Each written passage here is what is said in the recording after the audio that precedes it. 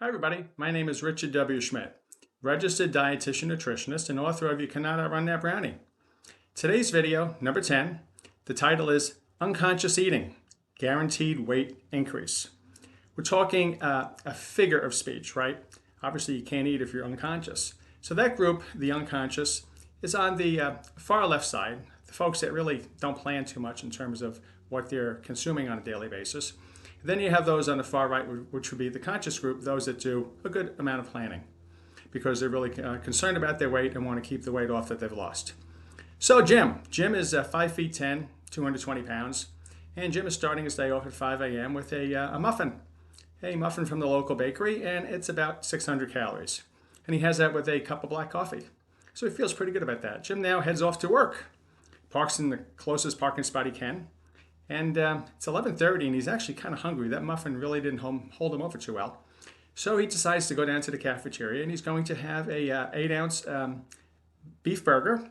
It's going to be on a hard roll with 1 ounce of cheddar cheese, 1 ounce bag of chips for about 150 and about 150 calories for the 12-ounce soda. And that meal is about 900 calories. So not too bad, but Jim is actually already thinking about dinner time. And what are we going to have? And he's hoping that his wife is preparing a nice dinner. On the way home, he gets a phone call from his wife. He has a nickname for her, Happy Harriet. And Happy Harriet says, Jim, I have had a bad day. I am stressed out, and I am not going to cook tonight. Please stop off at Mario's on the way home and pick up a large cheese pie and top it with pepperoni.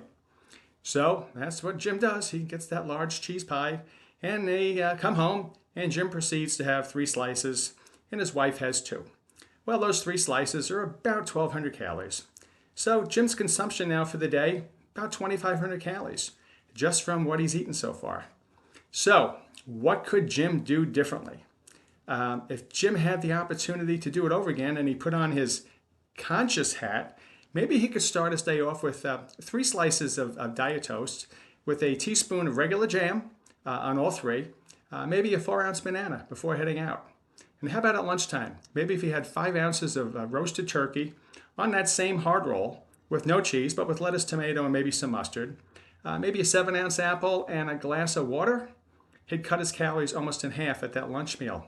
And at dinner time, what if he had 2 slices of the pepperoni pie instead of 3? Maybe he has 1 slice, then has a large salad in between, maybe with some balsamic vinegar, and then he has the other slice. So he's not giving up his pizza, but he's cutting down the quantity from 3 to 2. If he made those changes right there, he would actually save about 1,000 calories per day. That is the focus of You Cannot Outrun That Brownie. It's to take a look at what are you consuming now and utilize a revolutionary tracker to see if you can make some changes that kind of make sense that you'd be comfortable with, that would actually reduce the calories, but not necessarily give up the foods that you love. Maybe the muffin is not that important to Jim. Maybe he'd be okay with the jam to start the day on the toast to get some sweet taste there. Still have his cup of coffee and have that banana. And actually he's cutting out 1,000 calories, so he's got some wiggle room there to play with to cut his calories back maybe by only 500 and have a little more food or change the foods up. There's no right or wrong answer. But one thing you do have to do is you have to cut the calories down some way, shape, or form. So that's the focus of this book. So let's talk about a couple of other areas where the unconscious behaviors tend to occur. How about those that go on a cruise? My wife and I go on cruises, and I like to do what I call a breakfast study. A breakfast study is when I stand near the buffet table at breakfast and take a look at how many folks are putting bacon on their plate. Well, you know what? About 90% of people on cruises are eating bacon. Why? Well, because they paid a lot for the cruise. You have to get your money's worth, right? Could you have some strategies going on to a cruise? Maybe a strategy of, I'm not going to put on more than 2 pounds. How would you do that? Well, 3,500 calories in a pound of body fat times 2 is 7,000 calories. If the cruise is for 5 days, you could do the math. You're giving yourself some extra calories. However, most people on a cruise don't do that. How about walking in some exercise on a track on the ship?